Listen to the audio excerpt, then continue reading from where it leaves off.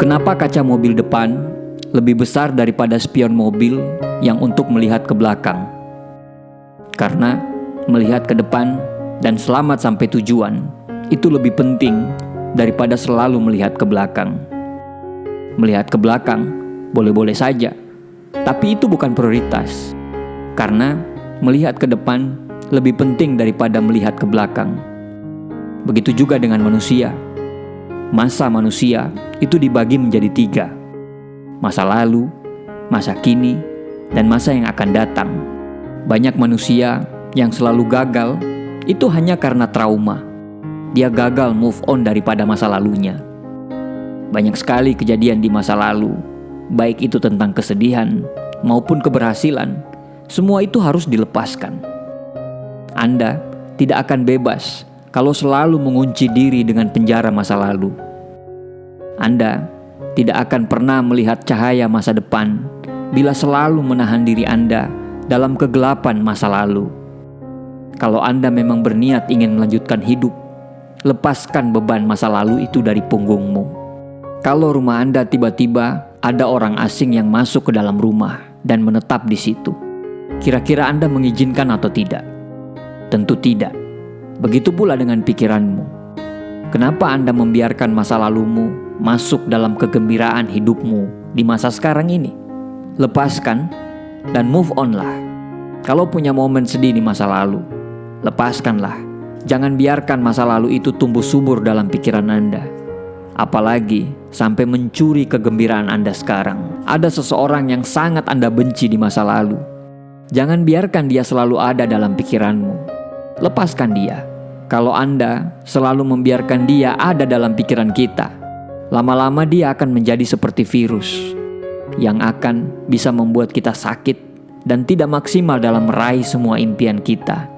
Bagaimana caranya supaya kita bisa move on dan melupakan masa lalu? Yang pertama, maafkanlah orang lain. Cerita kenangan tentang masa lalu yang menggores hati memang akan membuat sakit hati dan mungkin saja menimbulkan dendam. Namun, apabila Anda terus mengingat kenangan ini, itu akan memberikan kesempatan kepada pikiran negatif untuk timbul. Oleh karena itu, kita harus mau memaafkan orang lain, meskipun Anda tidak merasa bersalah. Ini merupakan pilihan terbaik daripada menyimpan rasa sakit hati. Yang kedua, maafkan diri sendiri. Jika Anda merasa bersalah dan menimbulkan kekacauan di masa yang sudah lewat, cobalah untuk memaafkan dirimu sendiri. Ya, walaupun memang sulit, namun akan lebih sulit lagi jika terus-menerus menyalahkan diri sendiri. Mengapa? Karena bisa akan muncul rasa putus asa, malas melakukan apapun, tidak produktif, dan pada akhirnya kita akan membatasi ruang gerak kita dalam segala hal. Jadi, mulailah untuk mencoba memaafkan diri sendiri, apapun kesalahan yang pernah kita lakukan. Nomor 3, ceritakanlah kepada orang yang terpercaya. Memiliki sahabat sejati adalah sebuah karunia dalam hidup ini. Memiliki sahabat sejati akan membuat Anda akan lebih tenang menghadapi masalah. Seperti halnya dalam melupakan masa lalu. Ceritakan saja kepada orang-orang yang Anda percaya. Cobalah meminta masukan dari mereka. Percayalah, dengan berbagi cerita seperti itu akan membuat Anda lebih lega dari sebelumnya. Yang keempat, menangislah sepuasnya. Kadang, orang yang melupakan kejadian menyakitkan di masa lalu akan menangis sepuasnya. Artinya, menangis saja kalau ingin menangis, tanpa perlu ditahan. Menangis saja sepuasnya, karena itu akan sangat melegakan. Jika muncul kenangan itu kembali, Anda boleh menangis lagi, tapi secukupnya saja. Kurangilah intensitasnya hingga di satu titik, Anda tidak perlu menangis sama sekali untuk mengingat kejadian tersebut.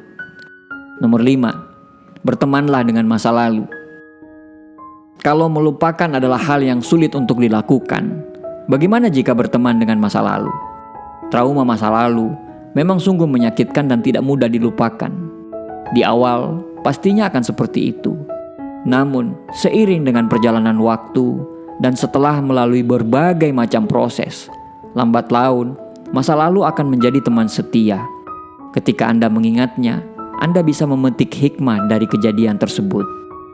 Paksakan untuk berteman dengan masa lalu. Jangan hindari bila dia datang dalam ingatan kita. Di awal akan sangat sakit, tapi lama-kelamaan kita akan menjadi terbiasa. Yang keenam, berpikir positif.